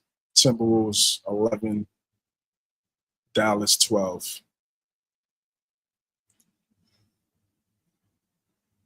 Portland would probably be the surprising team. Even with all things considered going on with Chauncey Billups, they're still playing well. They have a solid 3-game win streak. Have a good roster. Drew Holiday is really showing his impact already in his first year with the Trailblazers. Can't sleep on them. I think Ant-Man said that earlier in I think the first couple games. I think it was the first game of the year. It was like it's not an easy game anymore. It's not a team where you can just go on the calendar. This is the easy dub. Let me try to see if I can get my career high. It's not like that anymore when you play the Trailblazers. So I've been impressed. I've been impressed for what I've seen so far. Denny Advia has played well. Kamara, Donovan Clingan now being that guy at the 5 spot, getting the starting nod. Lakers, Austin Reaves held it down. When Luka was out, we know LeBron is out. Other guys stepped up, still be in the top 5, and Jokic walking triple-double. This 9, I think Minnesota and Dallas. You see them get into a rhythm soon. OKC, man. I mean, they're tough. Man. They're tough to stop. They're tough to stop, for real. I don't know how many games they're gonna win this year. but just how everyone's locked in, and then they have guys like AJ Mitchell now has had some good games this year. Aaron Wiggins could go get you 20, 25. They're dangerous. Chat's been playing great to start the season. The West is on a different level, man.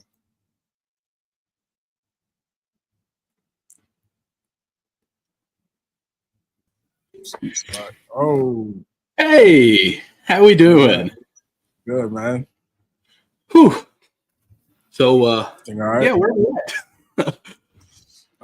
at? We're at the last segment now. Oh, okay. Okay. Well, I'm glad I made it back. It's the outlook of the NBA. We're looking at the Western Conference, OKC undefeated, Spurs undefeated, and just looking at the top 10 real fast. What do you see? I see Thunder do what? From this list. Okay. I see that Thunder is still 6-0, so I mean they still are locked in. First game that we talked about, I picked the Rockets over the Thunder because I thought they'd be on the ring high with the celebration and everything, but now they've kept it together, 3 on the road, 3 at home. The Spurs, in my opinion, is most surprising, even it's just 5-0, because they're still young. They haven't really proved, I'm going to use that, but, we have said that Wemby's going to take that big leap this year, but it's exciting to see that the Spurs team is 5-0 at the moment. The Blazers at 4-2 up in the 4th spot right now is crazy. And then, of course, the Rockets 2-2. And then, again, guys, I'm not getting carried away of what the records are right now. But, the Rockets 2-2, the Mavericks 2-3. We knew it would be bumpy for the Mavericks. But, I mean, like I said earlier in this episode, Cooper Flag is looking good. Not great at the moment, but it's the rookie. We know that there's a learning curve for that. But I'm sure that the Mavericks will start moving back up some. As far as that,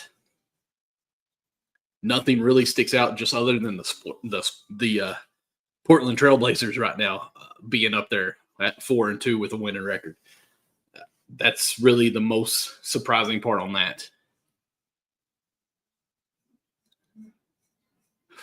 As far as the East, the fact that the Bulls, 76ers, are your 2 front teams in the East at the moment. Of course, the Bulls are 5-0.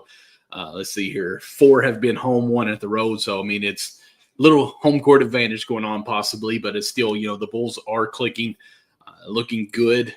I haven't watched them, so I can't really say I've seen them looking good, but 5-0, any team that you're playing is great because it's the NBA. Pistons, I figured would be, I think I said in the top 6 at least by the end of the year. They're already at the 3-2, which again, that's close. Heat's 3-2. Of course, again, that's quite a bit of teams in that 3-3, 3-2 there. So, love that the Bucks are 4-1.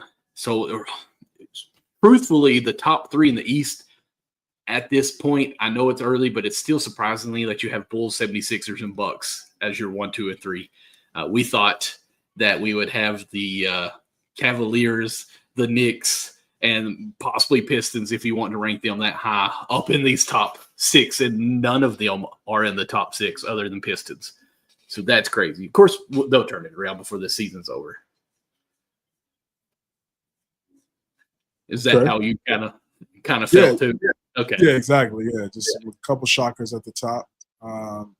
Some teams that we expected to be better to start, still trying to figure it out. Absolutely. Right. But I am liking some of the lineups that I'm seeing with Heat. I know they're 3-2. Of course, one of the losses was with the Spurs.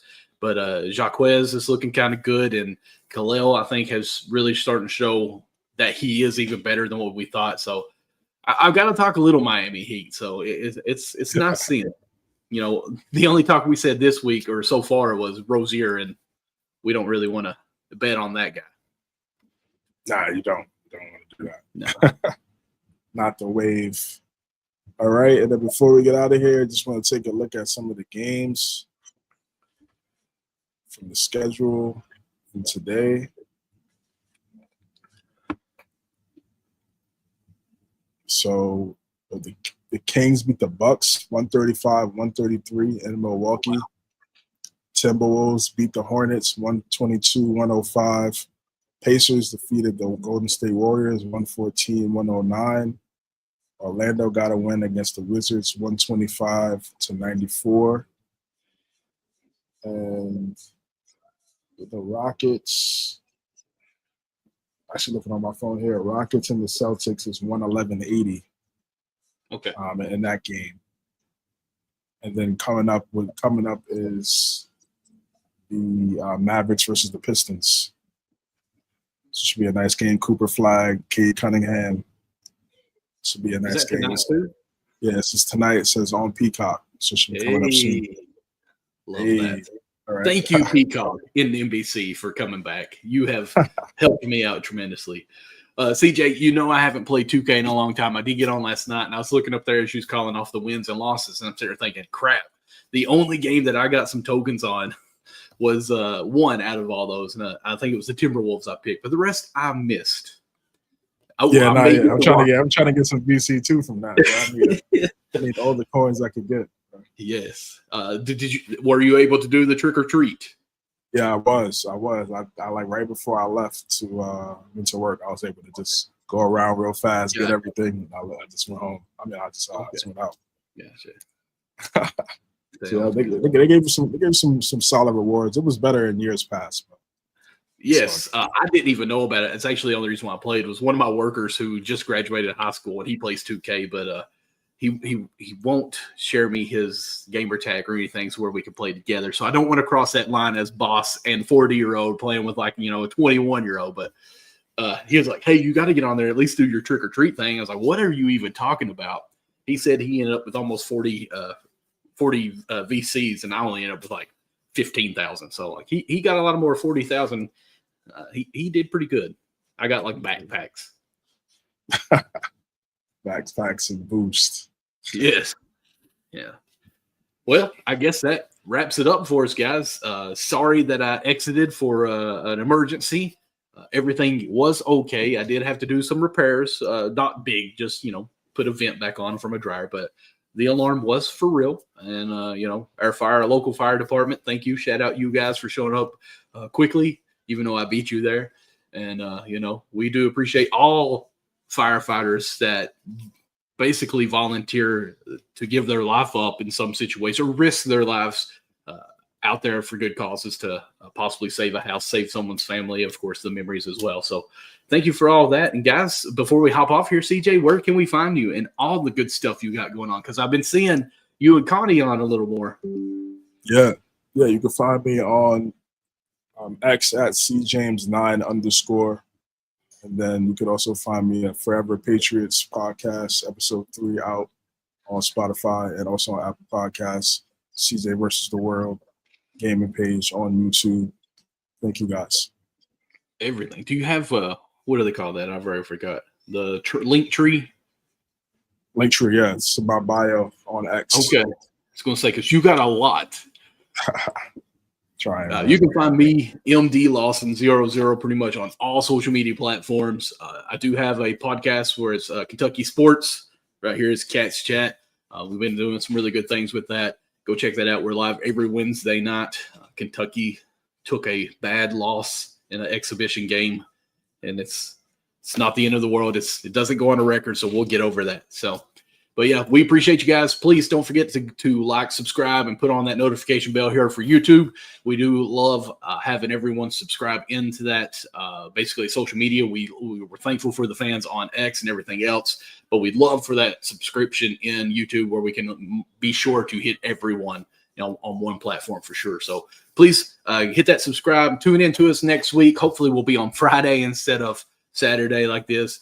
But we'll see you then. I hope everyone had a happy Halloween, I guess, post-Halloween. We're looking for Thanksgiving and getting some turkey soon. Guys, have a good one. Take care, guys. Have a good week.